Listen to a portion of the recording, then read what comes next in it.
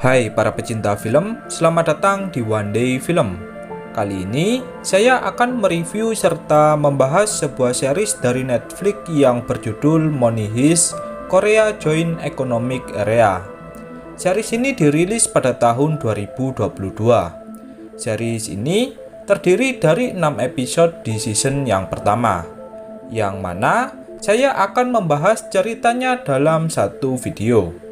Series ini dibintangi oleh aktor maupun aktris terbaik seperti John Jong Seo, Park Hae Soo, Lee Yoon Woo, Lee Si Woo, Yoo Ji Tae, dan beberapa aktor maupun aktris terbaik lainnya.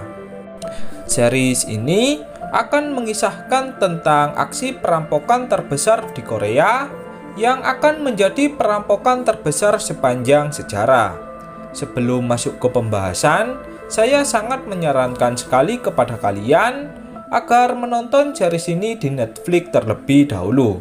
Sebab bagaimanapun juga menonton seriesnya secara langsung akan lebih baik daripada menonton spoilernya. Baiklah, sebelum itu saya juga ingin memperingatkan kepada kalian jika video ini sepenuhnya mengandung spoiler. Baiklah, tanpa berlama-lama, langsung saja kita masuk ke alur cerita seriesnya.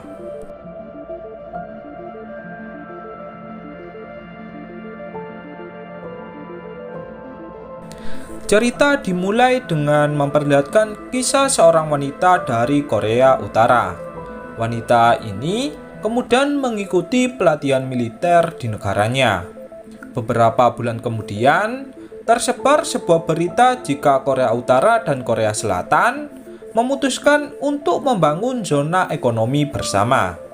Kerjasama ini yaitu dengan membuat mata uang baru yang akan dijadikan mata uang untuk Korea Utara maupun Korea Selatan. Dan dampak positif dari kerjasama ini yaitu rakyat Korea Utara bebas bepergian ke Korea Selatan.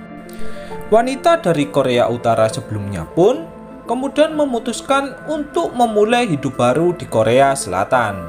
Bukannya merasa bahagia, dia pun malah tertekan dengan keadaan di Korea Selatan, yang mana di Korea Selatan tidak menerapkan peraturan secara tegas. Jelas hal ini sangat berbeda sekali dengan Korea Utara yang sangat mengedepankan peraturan di negaranya. Pada suatu hari, saat wanita ini akan mengambil bayaran kerjanya kepada bosnya, dia pun dicurangi dan diperlakukan secara tidak adil. Dari arah yang berbeda, terdapat seorang pria yang sedang menyiksa seorang wanita yang tak bersalah. Wanita ini yang melihat kejadian itu pun langsung mengancam para pria dengan salah satu pistol di tangannya. Dan wanita ini pun terpaksa membunuh semua pria yang menganggap remeh dirinya. Beberapa bulan kemudian, wanita ini pun menjadi perbincangan hangat di Korea Selatan, yaitu tentang aksi kriminalnya.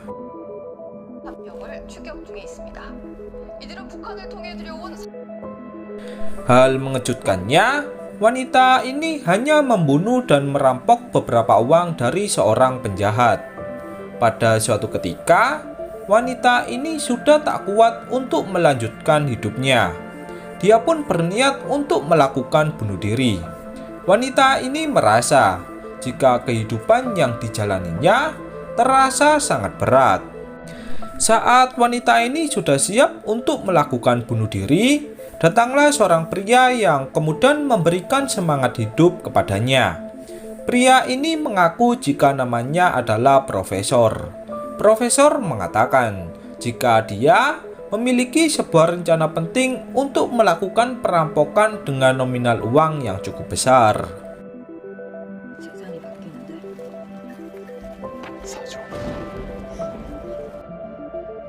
Setelah menyetujui ajakan dari profesor, wanita ini pun diajak oleh profesor untuk bertemu dengan beberapa anggota yang lainnya.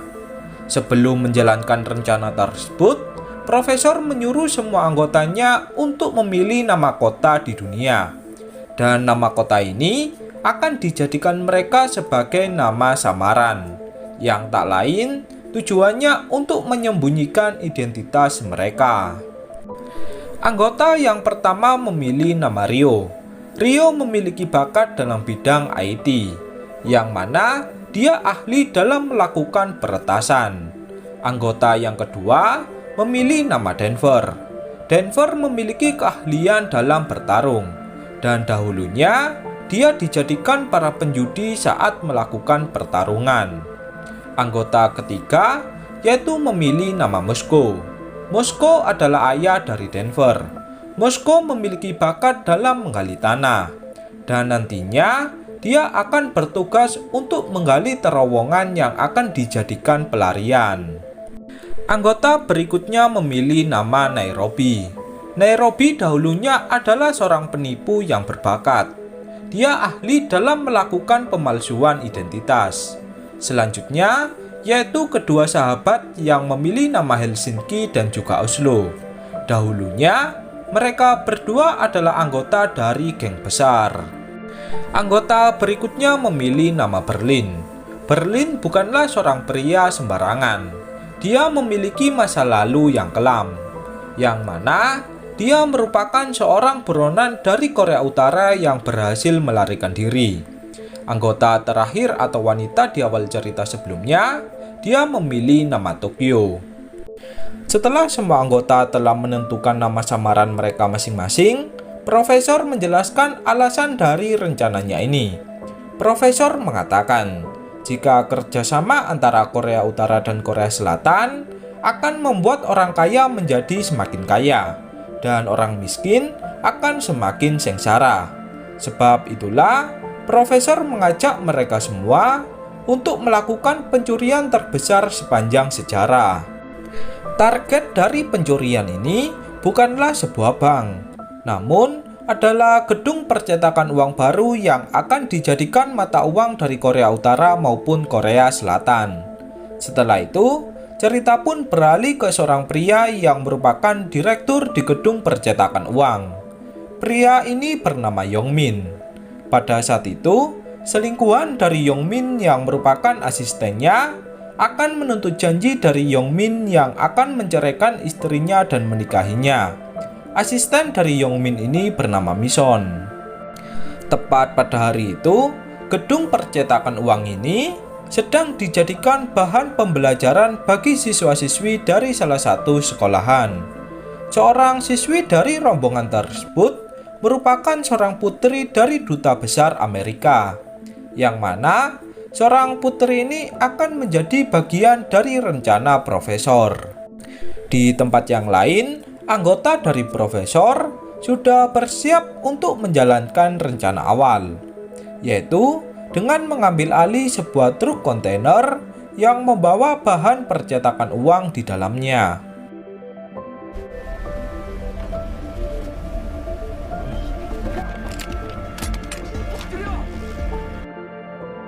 Setelah berhasil mengambil alih kendaraan, mereka semua pun bersiap untuk memasuki gedung percetakan uang.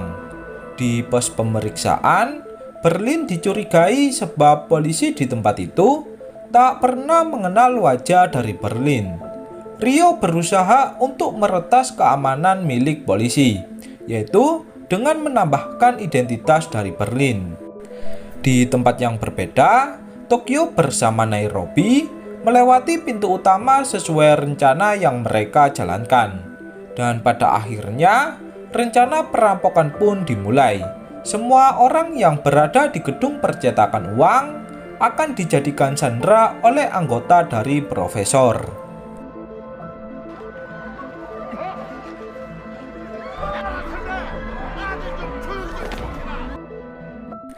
Berlin akan memimpin pencurian ini. Sedangkan profesor, dia mengamati mereka semua dari tempat yang rahasia.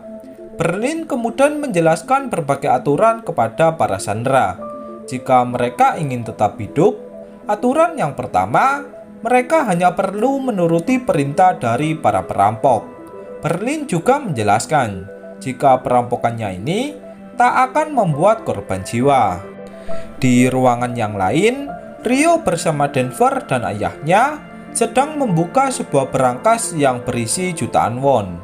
Denver yang baru melihat uang sebanyak itu, dia pun merasa sangat senang. Namun, uang itu bukanlah tujuan dari perampokan ini. Profesor sebelumnya menjelaskan, jika tujuan mereka sesungguhnya yaitu dengan memancing para polisi dan menunjukkan jika gedung percetakan uang sedang terjadi perampokan. Setelah itu, mereka akan menjebak para polisi untuk masuk ke dalam ruangan, dan kesempatan itu akan mereka gunakan untuk meloloskan diri. Di luar gedung percetakan, terjadi baku tembak antara anggota dari perampok dan juga anggota dari polisi. Hal buruknya, Rio pun berhasil tertembak di bagian dadanya. Jelas hal ini tak berjalan sesuai rencana, sebab rencana dari perampokan ini tak boleh ada yang terluka maupun yang tewas. Namun, saat mereka mengecek keadaan Rio, ternyata Rio telah memakai sebuah rompi anti peluru. Di kantor pemerintah pusat, para petinggi menunjuk seorang wanita yang merupakan inspektur kepolisian yang akan bertugas dalam menangani kasus ini. Wanita ini bernama Woo Jin. Di dalam gedung percetakan, Berlin menyuruh para sandera untuk memakai kostum yang sama dengan perampok. Hal ini bertujuan untuk menyamarkan identitas dari perampok. Kembali ke Woo Jin, di sini dia pun akan bekerja sama dengan anggota khusus dari Korea Utara yang bernama Kapten Cha. Kapten Cha mengajak Woo Jin untuk langsung menyergap ke gedung percetakan uang. Namun, Woo Jin pun menolaknya, sebab Korea Selatan lebih mengutamakan HAM dan nyawa para sandera. Jika mereka langsung menyerang, maka akan banyak terjadi korban jiwa. Woo Jin lebih memilih untuk bernegosiasi dengan para perampok. Woo Jin kemudian terhubung dengan profesor yang mengaku jika dialah pemimpin dari perampokan ini. Awal negosiasi ini, Woo Jin menyuruh profesor agar tak menyakiti para sandera, dan profesor pun menyetujui permintaan tersebut. Di luar ruangan, Kapten Cha memerintahkan pasukan militernya untuk langsung menyerang ke gedung percetakan uang. Jelas hal ini membuat Woo Jin merasa marah. Kapten Cha pun menyuruh Woo Jin agar kembali pulang ke rumahnya. Dan misi ini akan dia jalankan sesuai perintah dari petinggi Korea Utara. Woo Jin lalu menghampiri kekasih barunya yang berada di sebuah kafe. Tanpa disadari, ternyata kekasih dari Woo Jin adalah profesor yang mengendalikan para perampok. Ternyata, Woo Jin akan dijadikan profesor sebagai informasi rahasia tanpa sepengetahuan dari Woo Jin. Kembali ke Kapten Cha, pasukan militer yang akan menyerang ke gedung percetakan uang, mereka merasa bingung dengan beberapa orang di dalamnya yang memakai jenis kostum yang sama. Dari layar monitor, terdapat siaran langsung dari Direktur Keuangan atau Yong Min yang mengatakan jika para sandera dipaksa untuk memakai kostum yang sama dengan perampok. Dengan demikian, para militer akan sulit membedakan antara perampok dan juga para sandera. Ditambah lagi, terdapat seorang putri dari Duta Besar Amerika yang sedang menjadi sandera. Informasi ini pun membuat Kapten Cha kembali menarik pasukannya. Di rumah dari profesor, Woo Jin mendapatkan telepon dari atasannya jika mereka membutuhkannya. Cerita kemudian flashback ke masa kecil dari Berlin saat dia berada di Korea Utara, yang mana saat Berlin berusia 9 tahun, dia berusaha melarikan diri dari Korea Utara bersama ibunya. Sayangnya, petugas keamanan pun berhasil menangkapnya. Hal ini membuat Berlin harus dipenjara saat dia masih kecil. Saat Berlin sudah dewasa, dia menjadi atasan di dalam penjara, serta menjadi orang yang paling berpengaruh di dalam penjara. Dan pada saat itu, Berlin pun memilih untuk melarikan diri ke Korea Selatan. Kembali ke masa kini, para reporter dari berbagai stasiun televisi pun mulai menanyakan tentang keadaan di dalam gedung percetakan uang. Woo Jin yang kembali ke dalam tugasnya, dia pun mulai memikirkan rencana, yaitu untuk menyelamatkan para sandera terlebih dahulu. Woo Jin mengatakan jika musuh mereka kali ini bukanlah seorang perampok biasa, akan tetapi mereka juga pandai dalam memainkan permainan. Di dalam gedung percetakan, Nairobi bertugas mencetak uang dengan dibantu oleh para sandera, yang mana mereka akan mencetak uang sebanyak 4 triliun won. Di lain sisi, Moskow bersama Denver bertugas mengawasi para sandera untuk membuat lubang bawah tanah yang palsu. Saat Moskow mengajak Denver untuk berbicara empat mata, Yongmin atau direktur percetakan uang memiliki rencana untuk mengambil jam tangan canggihnya yang berada di kantornya. Seorang pria berpura-pura mengalami kecelakaan saat bekerja, sedangkan Yongmin, dia akan menyelinap masuk ke ruangan kantornya. Saat Yongmin sudah dekat dengan ruang kantornya, Tokyo merasa curiga dengan salah satu ruangan yang di dalamnya terdapat Yongmin. Dan pada akhirnya, Tokyo pun berhasil menangkap Yongmin yang menyelinap secara diam-diam.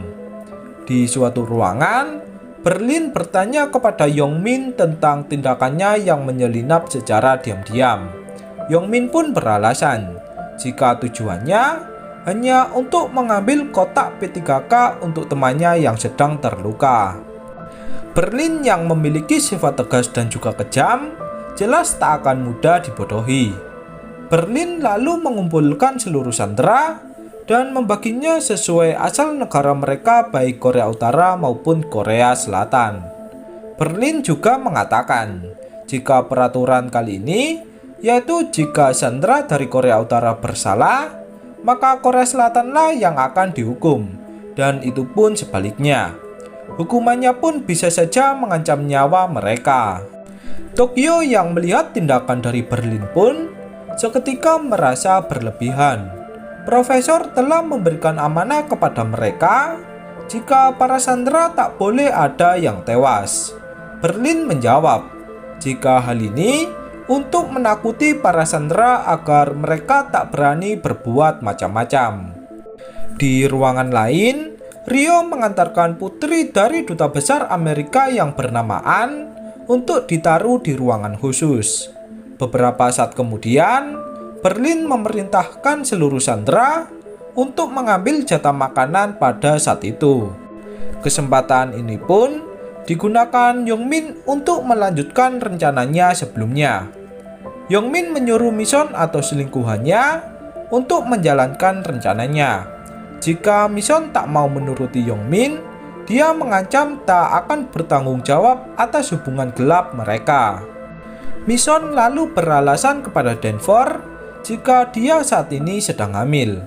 Mison pun kemudian dipindahkan ke ruangan dari Ann berada. Di tempat itu, Mison meminta bantuan dari Ann untuk menjalankan rencananya. Rio yang bertugas mengawasi CCTV melihat Ann yang beralasan jika dia ingin pergi ke kamar mandi.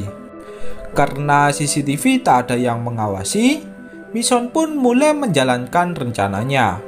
Saat Mison berhasil menemukan jam tangan milik Yongmin, datanglah Denver yang bertanya tentang mengapa Mison bisa berada di tempat itu.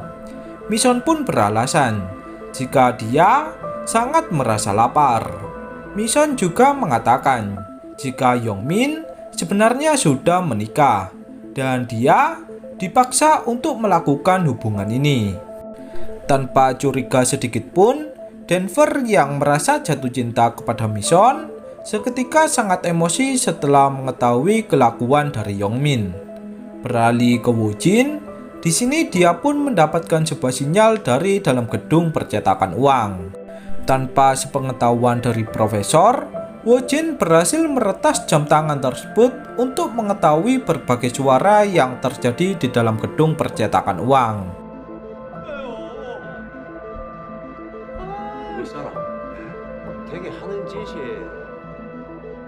Beralih ke Wojin, saat Wojin pulang dari kerjanya, dia mendatangi profesor yang merupakan kekasih kencannya. Wojin bercerita tentang hak asuh anaknya yang diajukan setelah perceraian dengan suaminya. Tak lama dari itu, Wojin mendapatkan telepon dari atasannya jika jam tangan tersebut kini berhasil diretas. Wojin yang melihat profesor sedang menguping, seketika menuduh profesor adalah bagian dari penjahat. Profesor yang akan ketahuan penyamarannya pun, dia langsung beralasan jika sebenarnya profesor sangat menyukai Wojin. Profesor merasa takut jika Wojin sedang dekat dengan pria lain. Seketika, alasan ini pun membuat Wojin meminta maaf kepada profesor. Setelah Wojin pulang, profesor menghubungi Berlin jika salah satu sandera memiliki jam tangan canggih yang menjadi jalan alternatif bagi para polisi. Berlin lalu mengumpulkan para sandera dan memeriksa mereka satu persatu. Yongmin yang membawa jam tangan itu lalu memberikannya kepada Mison. Yongmin tak ingin mengambil risiko tentang tindakannya ini. Sungguh pria yang sangat licik. Saat proses pemeriksaan sedang berlangsung, Mison pun ketahuan dengan jam tangan milik Yongmin yang dia sembunyikan.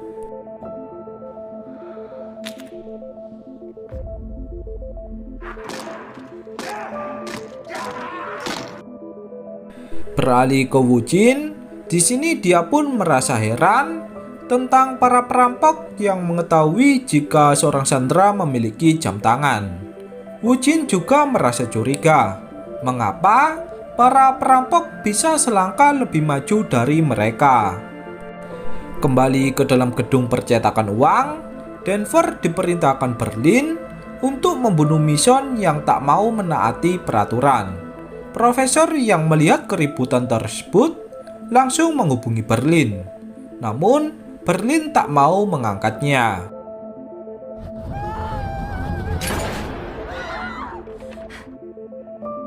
Cerita pun kemudian kembali flashback ke masa lalu dari Moskow, yang mana saat dia berhasil keluar dari penjara, profesor menawarkan kerjasama dengan Moskow untuk melakukan pencurian uang yang mereka lakukan saat ini. Moskow mau menyetujui ajakan tersebut, asalkan anaknya juga bergabung ke dalam misi itu. Denver yang pada saat itu sedang dikejar oleh para penjudi, dia pun diselamatkan oleh ayahnya secara tiba-tiba. Kini, Denver bersama ayahnya bisa bertemu kembali setelah beberapa tahun tak bertemu. Kembali ke masa kini, seorang wakil dari direktur keuangan yang bernama Tuan Choi memarahi Yongmin karena menjadikan Mison sebagai hukumannya yang seharusnya diberikan kepada Yongmin. Di ruangan yang berbeda, Berlin ingin memastikan jika Mison benar-benar sudah tewas. Tindakan ini pun membuat Tokyo merasa sangat emosi. Berlin masih menyembunyikan hal ini dari profesor. Tokyo lalu mendatangi suatu ruangan untuk menemui Denver di tempat tersebut. Tak disangka, Denver sebenarnya tak membunuh Mison. Denver menembak kaki dari Mison dan menyuruhnya untuk berpura-pura mati. Saat ini, Mison sedang terluka parah. Keberadaan dari Mison ini tak diketahui oleh Berlin. Sebab, jika Berlin tahu, maka dia akan membunuhnya dengan tangannya sendiri.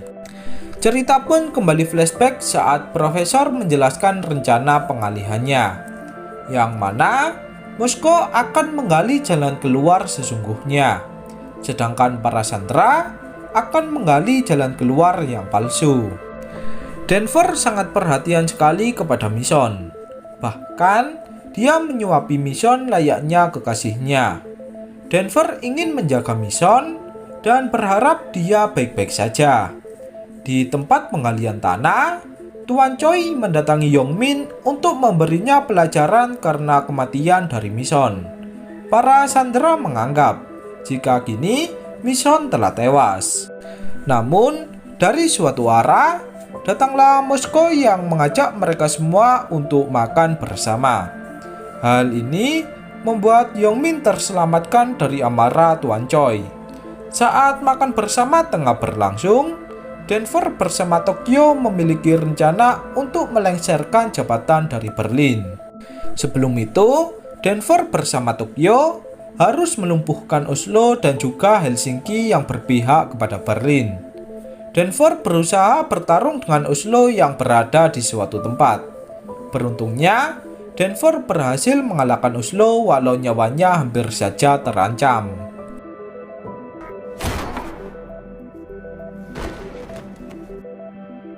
Di tempat lain, Helsinki yang sedang memeriksa berbagai ruangan, kini dia pun memasuki suatu ruangan yang di dalamnya terdapat persembunyian dari Mison. Saat Helsinki hampir saja menemukan keberadaan dari Mison, Tokyo langsung menodongkan pistolnya. Di lain sisi, anak dari Woo-jin yang baru pulang dari sekolahnya, tiba-tiba diajak ayahnya untuk pergi berjalan-jalan. Ibu dari Woo-jin pun langsung menghubungi profesor sebab Woo-jin yang tak bisa dihubungi saat bertugas. Kembali ke gedung percetakan, kini Tokyo pun berhasil mengambil alih kepemimpinan. Sementara itu, ibu dari Woo-jin yang telah menghubungi profesor kemudian dimanfaatkan oleh profesor untuk menemui Woo-jin di tenda rahasia. Profesor memaksa masuk ke tenda tersebut untuk menemui Woo-jin. Namun, tujuan profesor yang lainnya juga untuk mencari informasi di dalam tenda tersebut.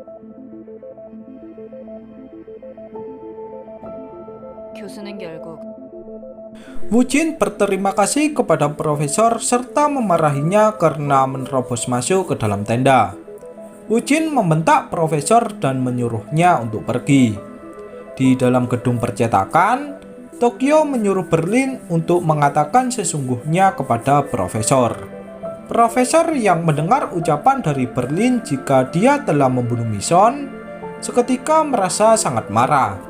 Profesor melarang membunuh salah satu sandera karena dia ingin proses pengecekan para sandera nantinya berjalan secara aman. Di samping itu, profesor juga mengatakan hal mengejutkan lainnya tentang bocornya identitas dari Rio dan Nairobi yang berhasil dilacak oleh polisi melalui rekaman CCTV. Hal ini pun membuat perpecahan di antara mereka semua. Sementara itu, Mosko yang baru mengetahui jika anaknya telah membunuh seseorang, seketika dia pun merasa sangat bersedih. Mosko telah memberikan amanah kepada anaknya jika dia tak boleh melakukan kejahatan dengan membunuh.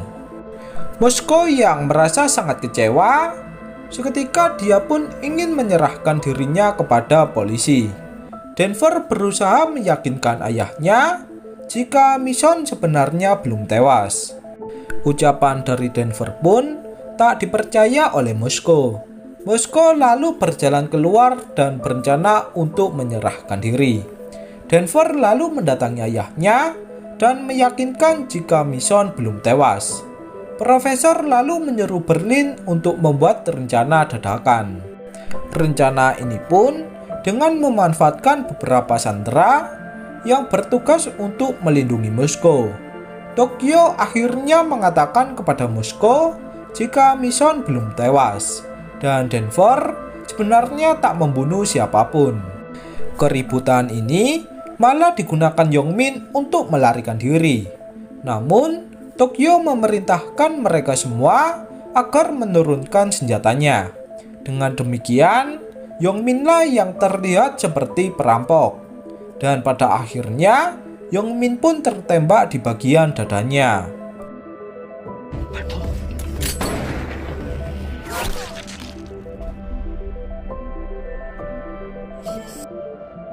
Cerita lalu kembali flashback saat mereka semua melakukan latihan operasi dadakan. Di samping itu, terdapat fakta mengejutkan yang mana Rio sebenarnya adalah anak dari orang kaya. Rio memiliki masalah keluarga yang membuat dirinya pun terjerumus ke hal-hal yang negatif. Rio sebelumnya adalah mahasiswa kedokteran.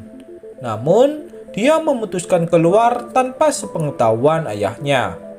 Rio selalu melampiaskan amarahnya dengan mendatangi klub malam yang berada di suatu tempat. Pada saat itu, Profesor bersama Tokyo berusaha menasihati Rio agar dia tak lari saat mendapatkan sebuah masalah. Kembali ke masa kini, Yongmin yang tengah tertembak membuat dia pun mengalami sekarat. Semua orang pun merasa panik dengan keadaan dari Yongmin. Woo-jin yang menyadari jika mereka telah salah sasaran, dia pun langsung menghubungi profesor agar mengizinkan petugas kesehatan untuk menyelamatkan nyawa dari Yongmin. Profesor yang masih memiliki rasa manusiawi, dia pun mengizinkan hal itu. Namun, Berlin malah menyuruh profesor agar membiarkan Yongmin mati. Sebab, dengan matinya Yongmin, media akan memojokkan para polisi karena salah sasaran dalam menembak. Namun, profesor pun tak menyetujui permintaan dari Berlin.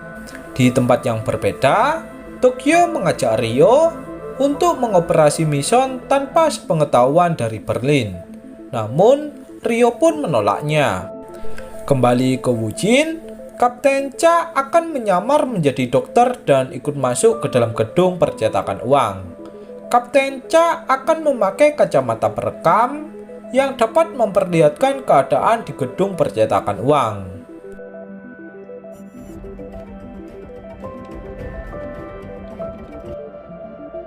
Profesor yang melihat dari layar monitor seketika merasa curiga dengan perilaku dari kepolisian.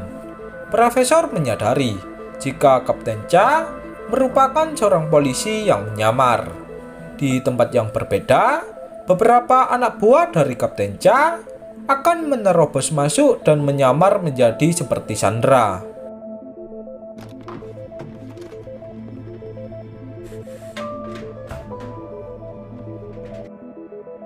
Rencana dari Kapten Cha pun masih berjalan sesuai rencana. Namun, Berlin langsung menciduk Kapten Cha atas perintah dari profesor. Woo-jin yang melihat kejadian itu pun seketika merasa terkejut karena para perampok kini kembali menggagalkan rencana mereka. Pada akhirnya, Kapten Cha pun mengatakan identitas sebenarnya. Kapten Cha juga beralasan jika dia ditugaskan untuk menjaga para anggota medis dari para perampok. Dari layar monitor, profesor menemukan kecurigaan dengan kacamata yang dipakai oleh Kapten Cha. Profesor pun menyadari jika Kapten Cha berusaha merekam keadaan di dalam gedung. Dengan demikian, ada rencana lain yang dibuat oleh Kapten Cha. Profesor akhirnya menemukan jawabannya. Jika misi ini hanyalah pengalian isu. Profesor menyadari jika ada anggota lain yang berusaha masuk ke gedung percetakan uang. Profesor lalu menyuruh Berlin untuk mengganti topeng dari para sandera. Kapten Cha yang melihatnya pun langsung merasa terkejut. Kapten Cha berlari keluar dan menyuruh anggotanya untuk segera mundur. Sementara itu, Berlin memerintahkan semua orang agar memeriksa setiap ruangan demi ruangan. Kini, profesor pun berhasil memenangkan pertarungan otak dengan polisi. Keuntungan lainnya, Rio berhasil meretas ponsel dari Kapten Cha, sehingga profesor bisa mendengar percakapan dari Kapten Cha di dalam tenda. Kini, profesor pun merasa sangat senang, sebab mereka berhasil mengendalikan permainan. Di tempat yang lain, Rio bersama Tokyo telah ditangkap oleh Berlin dan juga Oslo untuk mengatakan rahasia yang mereka sembunyikan. Kini, terungkap sudah keberadaan dari mission. Berlin merasa sangat marah sebab Denver tak menjalankan perintah darinya. Dari arah belakang, Nairobi menodongkan senjatanya ke arah Berlin dan menyuruhnya untuk menurunkan senjatanya. Kini, Rio yang merupakan mantan dari mahasiswa kedokteran akan mengoperasi Mission untuk mengeluarkan peluru yang ditembakkan oleh Denver. Setelah operasi berhasil, Rio mengalami muntah-muntah setelah melihat darah dari Mission. Ternyata, itulah alasan Rio keluar dari kuliah kedokteran. Rio bercerita kepada Tokyo jika keluarganya selalu memerintah Rio untuk menuruti kemauan mereka. Rio merasa sangat tertekan. Sebab itulah, Rio melampiaskan amarahnya dengan bersenang-senang di klub malam. Rio juga mengungkapkan perasaannya jika dia sebenarnya menyukai Tokyo. Alasan Rio bergabung ke misi ini tak lain karena adanya Tokyo. Tokyo yang mendengar ungkapan isi hati dari Rio pun seketika merasa tak percaya. Tokyo belum pernah membuka hati bagi siapapun sebelumnya. Di ruangan lain, Denver mendonorkan darahnya kepada Mission. Mission pun menganggap jika para perampok memiliki perilaku yang tak mencerminkan orang jahat. Denver kini semakin jatuh cinta kepada Mission. Di tempat lain, Berlin diikat di salah satu ruangan atas tindakannya yang sudah kelewat batas. Sementara itu, Woo Jin yang baru pulang dari kerjanya, dia pun mendatangi profesor untuk curhat tentang masalah pekerjaannya. Di dalam gedung percetakan, terdapat salah satu anak buah dari Kapten Cha yang ternyata berhasil sembunyi di suatu ruangan.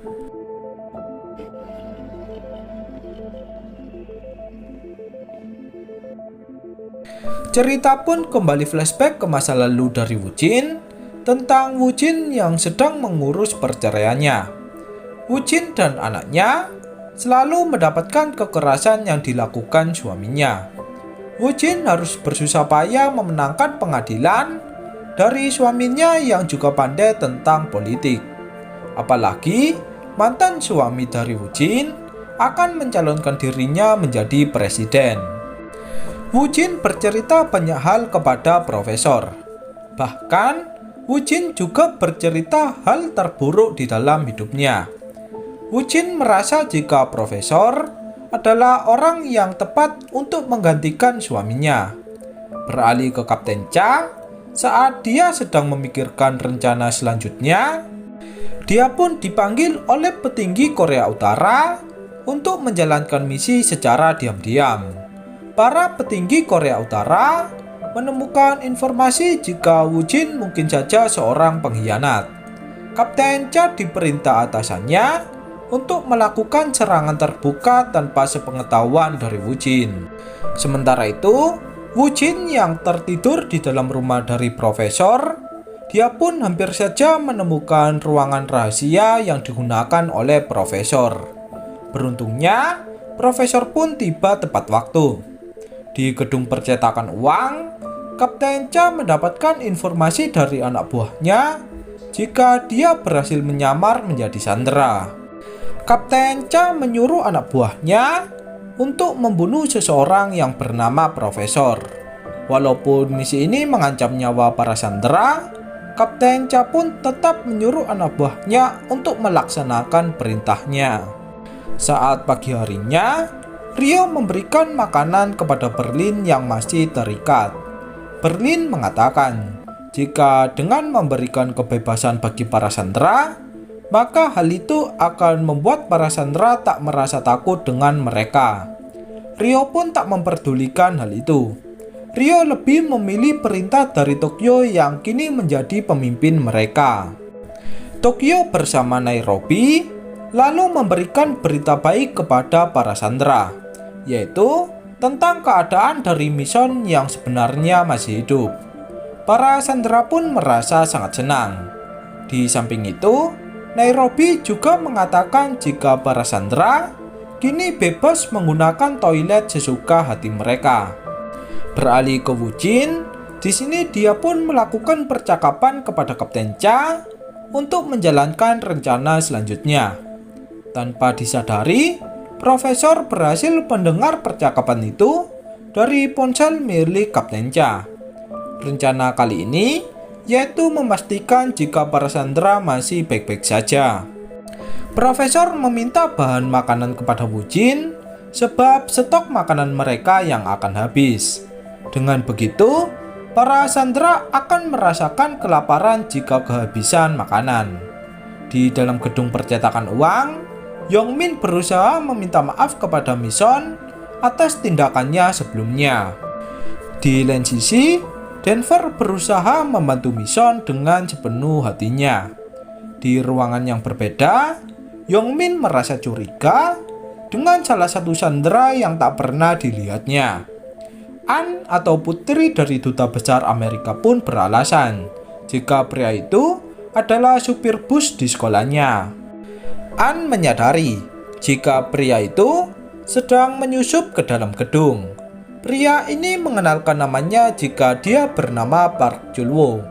An mengatakan jika mungkin saja dia bisa membantu misi dari Park Julwo. Beralih ke Wu Jin, di sini dia pun menyadari jika profesor mungkin saja berada di luar ruangan. Kapten Cha yang mendengarkannya pun seketika memarahi Wu Jin, sebab mereka tak boleh menggunakan asumsi di kondisi seperti ini. Profesor yang mendengar percakapan itu pun seketika merasa lega. Di dalam gedung percetakan uang, Moskow menasihati Tokyo agar membuka hati kepada Rio yang menyukainya. Sementara itu, Park Julwo menemui Mission untuk meminta bantuannya, sebab Mission telah dekat dengan salah satu perampok di gedung tersebut. Dari luar pintu, Yongmin mendobrak pintu masuk karena pintu tersebut yang sedang terkunci. Keributan itu pun membuat Oslo mendatangi tempat tersebut. Oslo lalu memeriksa ruangan demi ruangan karena dia merasa curiga dengan kelakuan dari para sandera. Saat Oslo akan menemukan keberadaan dari Park Julwo, Helsinki memanggilnya karena perintah dari profesor.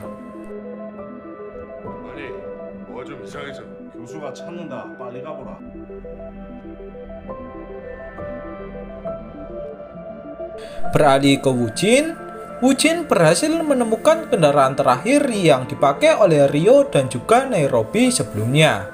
Sementara itu, Oslo yang sebelumnya memiliki tugas untuk menghancurkan mobil tersebut, dia pun mengatakan jika mobil itu telah diserahkannya ke tempat penghancuran mobil. Namun, Oslo belum memastikan kendaraan itu telah hancur atau belum. Dari percakapan antara Wu Jin dan juga Kapten Cha, profesor menyadari jika mereka telah menemukan mobil yang sebelumnya dikendarai oleh Rio dan juga Nairobi.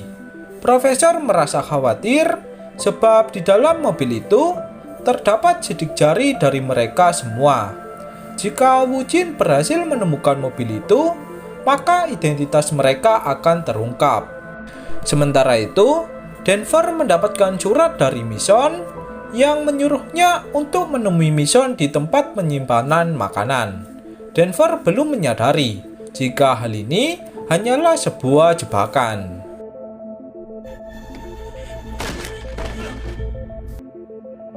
Denver disiksa oleh Yongmin dan juga Park Julwo agar mengatakan siapa profesor sebenarnya. Denver pun tak mau mengatakan apapun. Namun, Yongmin berasumsi jika Tokyola yang merupakan seorang profesor. Park Julwo lalu mengabarkan Kapten Cha jika dia telah menemukan profesor tersebut. Di tempat lain, profesor yang asli sedang mencari mobil yang dijual oleh Oslo sebelumnya. Sedangkan Park Julwo, dia menjalankan misi rahasianya yang akan membunuh Tokyo yang diduga dia adalah profesor. Mission yang melihat Yongmin menyiksa Denver seketika langsung menyelamatkan Denver. Sementara itu, profesor yang berhasil menemukan mobil yang dijual Oslo, dia pun berusaha untuk segera kabur dari sana. Rio yang sedang mengawasi CCTV merasa heran dengan apa yang sebenarnya terjadi. Saat Rio mendatangi Berlin, Berlin pun berhasil melumpuhkan Rio dan berusaha untuk mengendalikan suasana yang sedang terjadi. Saat Tokyo memeriksa ruangan demi ruangan, Park Chul-woo telah membidiknya dari kejauhan.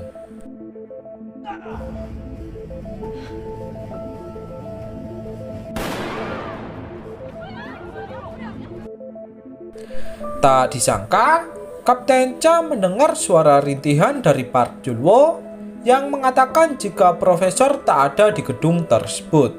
Kapten Cha pun menganggap jika Park Chul-woo kini telah terbunuh. Cerita pun kembali flashback ke masa lalu dari profesor, yang mana profesor ternyata dahulunya memang seorang profesor. Saat tengah mengajar di sebuah kampus, profesor didatangi oleh suami dari Woo Jin. Dia menawarkan pekerjaan kepadanya. Dari situlah, profesor mengetahui rencana percetakan uang baru yang akan membuat orang kaya semakin kaya dan orang miskin semakin sengsara. Kembali ke masa kini, Woo Jin bersama profesor sedang mengalami kejar-kejaran di jalan raya. Profesor berusaha sekuat tenaga agar dia berhasil melarikan diri dari sana. Sementara itu, di dalam gedung percetakan uang, Berlinlah yang menyelamatkan nyawa dari Tokyo.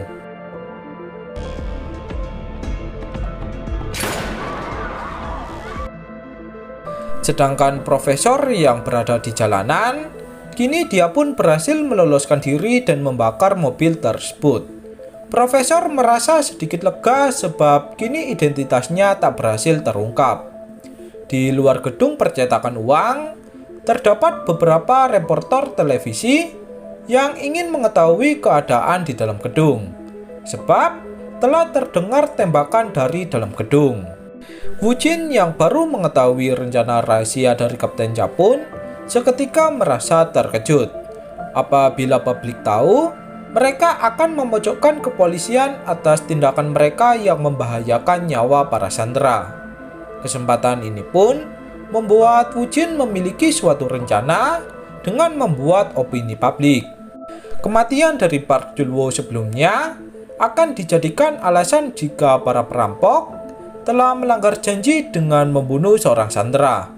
Dengan demikian, polisi pun akan diuntungkan walaupun mereka telah mengalami kegagalan berkali-kali.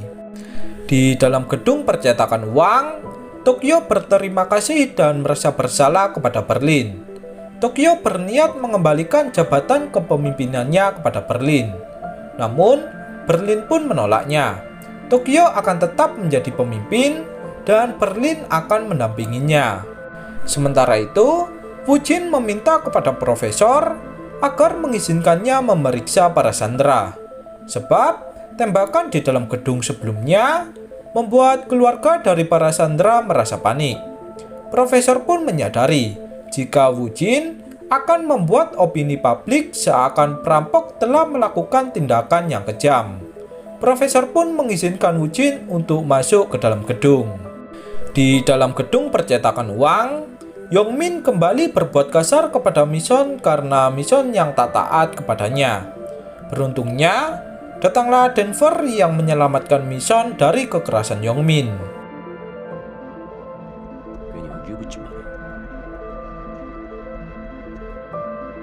Berlin kembali mengambil alih kepemimpinannya untuk mengendalikan para sandera. Berlin memperingatkan para sandera agar mereka membungkam mulutnya. Sementara itu, Yong-min kembali membuat ulah dengan menjadikan An sebagai kunci dari rencananya. Rencana kali ini yaitu An yang akan memberikan Woo Jin selembar uang tentang fakta di dalam gedung.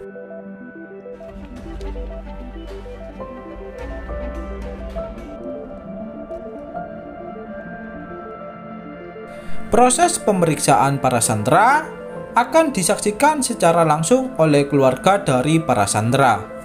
Tak disangka, Berlin malah menunjukkan identitas dirinya. Berlin menganggap, walaupun dia bisa keluar dari tempat ini, dia juga pasti akan tertangkap. Sebab, dia merupakan seorang buronan yang paling dicari di Korea Utara. Berlin lalu menunjukkan satu persatu para sandera yang berada di gedung tersebut. Saat giliran dari Anne atau putri duta besar Amerika, Anne pun terciduk saat dia akan memberikan selembar uang kepada Wu Jin. Berlin dan Tokyo yang menyadari hal itu langsung membawa Anne ke suatu tempat.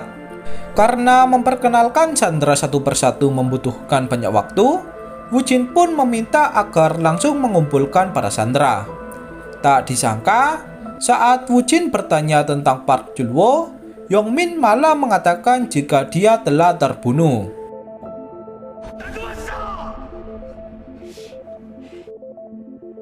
Berlin yang mendengarkannya pun mengatakan jika para polisi lah yang sengaja melanggar janji. Mereka memasukkan Park Julwo untuk membuat kekacauan di dalam gedung, dan para polisi lah yang sebenarnya tak memperdulikan nyawa dari para sandera. Berlin lalu menunjukkan Park Julwo yang ternyata masih hidup. Ternyata Berlin sebelumnya menembak Park Julwo tepat di dadanya, sehingga nyawa Park Julwo pun terselamatkan. Kini usaha Wu Jin dan juga Kapten Cha untuk membuat opini publik pun mengalami kegagalan. Para publik yang seharusnya memihak para polisi, kini mereka pun malah menyalahkan para polisi karena tak peduli dengan keselamatan dari para sandera.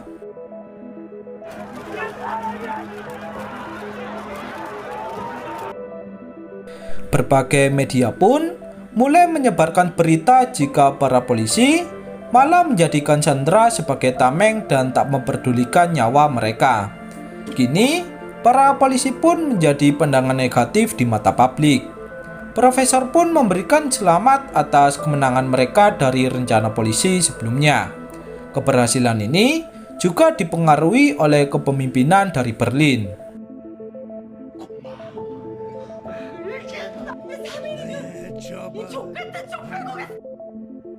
Wu Jin dan juga Kapten Cha kini akan diberhentikan dari pekerjaannya. Kapten Cha menyuruh Wu Jin agar tetap bekerja di tempat itu, sedangkan dia akan mengakui jika semua ini adalah salahnya. Kapten Cha akan menyelidiki di luar lapangan. Kapten Cha juga menaruh rasa curiga dengan teman kencan dari Wu Jin atau Profesor. Saat Wu Jin kembali berkencan dengan Profesor, dia menemukan sepotong kertas yang diberikan Anne secara diam-diam. Hal ini pun membuat Profesor kembali merasa panik. Dan saat Profesor akan masuk ke dalam rumahnya, terdapat Kapten Cha yang ingin menemuinya. Dan kemudian cerita pun berakhir. Sungguh sangat menegangkan sekali cerita pada series kali ini. Series ini akan berlanjut hingga episode ke-12. Dan untuk lanjutan ceritanya, silakan tunggu updatean konten berikutnya. Saya juga berterima kasih kepada kalian yang sudah menonton. Silakan ketik pendapat kalian baik kritik maupun saran di kolom komentar. Dan sampai jumpa lagi di konten berikutnya.